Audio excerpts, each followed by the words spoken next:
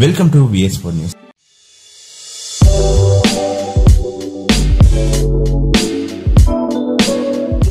ఆసియాలోని అతిపెద్ద ఆదివాసీల జాతర సమ్మక్క సారలమ్మ జాతర తెలంగాణలో అత్యంత భారీగా నిర్వహించే ఈ జాతర ఈ నెల 21న ప్రారంభమై 24 వరకు అంటే 4 రోజుల పాటు జరుగుతుంది. కుంభమేళాగా ప్రసిద్ధి చెందిన వనదేవతల జాతర 2 ఏళ్లకోసారి జరుగుతుంది.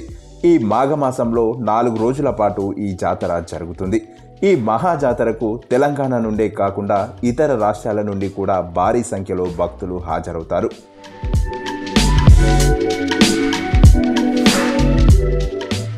సమ్మక్క సారక్క జాతర ములుగు సమీపంలోని తాడ్వాయి మండలానికి చెందిన మేడారం గ్రామంలో జరుగుతుంది. ఈ జాతర తెలంగాణ రాష్ట్ర పండుగగా గుర్తింపు పొందింది. ఇక భారతదేశంలో కుంభమేళా తర్వాత అత్యధికంగా భక్తులు హాజరయ్యే జాతర ఇదే.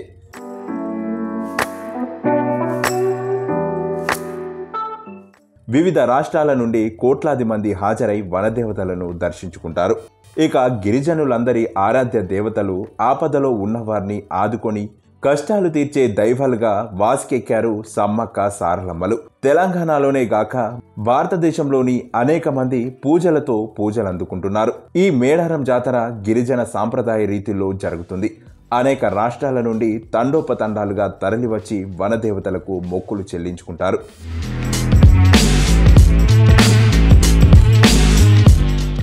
ఇక 13వ శతాబ్దంలో నేటి జగిత్యాల మండల ప్రాంతంలోని పోలవాసాను పాలించే గిరిజన దొర మేడరాజు ఏకైక కుమార్తె సమ్మక్కను అతని మేనల్లుడైన మేడారం పాలకుడు పగిడిద్దరాజుకిచ్చి వివాహం చేశారు. ఈ దంపతులకు సారలమ్మ, నాగులమ్మ, జంపన్న అనే 3 సంతానం కలిగారు.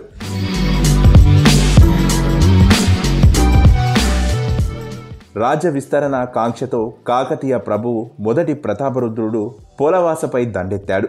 ఆయన దాడికి తట్టుకోలేక మేడరాజు మేడారం పారిపోయి అజ్ఞాతవాసం గడుపుతుంటాడు. మేడారంను పాలించే కోయరాజు పగిడిద్దరాజు కాకతీయుల సామంతునిగా ఉంటూ కరువు కాటక పరిస్థితుల కారణంగా కప్పం కట్టలేకపోతాడు. కప్పం కట్టకపోవడం, మేడరాజుకు ఆశ్రయం కల్పించడం, రాజ్యాధికారాన్ని ధిక్కరిస్తున్నాడనే కారణంతో పగిడిద్దరాజుపై దండెత్తుతాడు.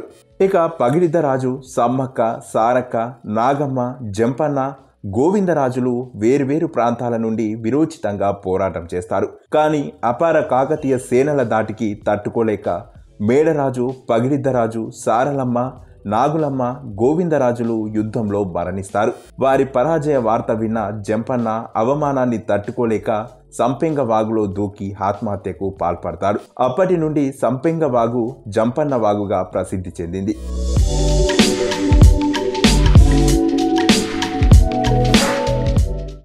ఇక సమ్మక్క యుద్ధభూమిలో కాకతీయుల సైన్యాన్ని ఎదుర్కొంటూ విరోచితంగా పోరాటం సాగిస్తూ ఎంతో నైపుణ్యంగా యుద్ధం చేపట్టినప్పటికీ చివరికి శత్రువుల చేతిలో దెబ్బతింది సమ్మక్క.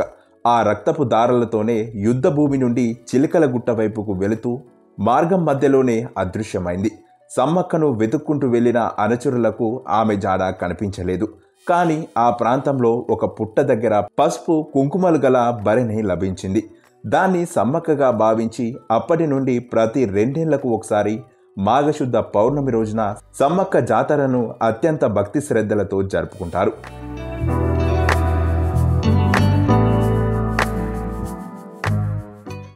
వంశ పారంపర్యంగా వస్తున్న గిరిజనులే పూజారులు కావడం ఈ జాతర ప్రత్యేకత.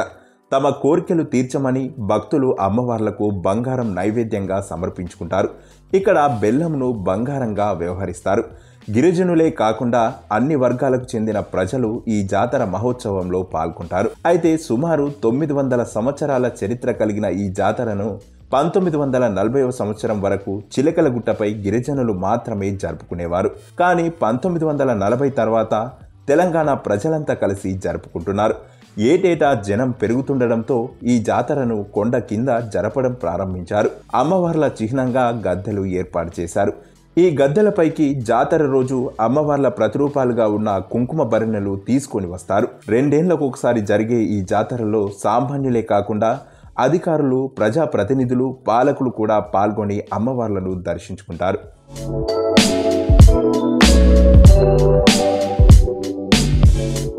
సో చూశారు కదా, మీరు కూడా ఈ మేడారం సమ్మక్క సారలమ్మ జాతరని దర్శించుకొని సుఖ సంతోషాలతో ఉండాలని మనస్ఫూర్తిగా కోరుకుంటూ సెలవు తీసుకుంటున్నాం. ఇలాంటి మరెన్నో లేటెస్ట్ అప్డేట్స్ కోసం BS4 న్యూస్ ఛానల్ని సబ్స్క్రైబ్ చేసి పక్కనే ఉన్నటువంటి గంట సింబల్ని నొక్కండి.